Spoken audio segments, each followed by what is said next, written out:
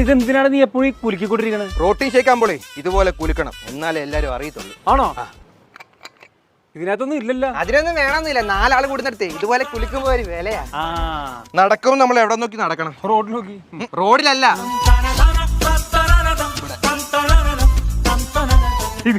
ജിമ്മന്മാര് ഒരിക്കലും ചിരിക്കാൻ പാടില്ല. നിനക്ക് അത്രയ്ക്ക് ചിരി വരുവാണെങ്കിൽ ഒരു ഫോട്ടോ എടുക്കാം. ചേട്ടാ ഒരു ഫോട്ടോ. ഒരു മിനിറ്റ്. പഠിച്ചു വരുന്നുണ്ട്.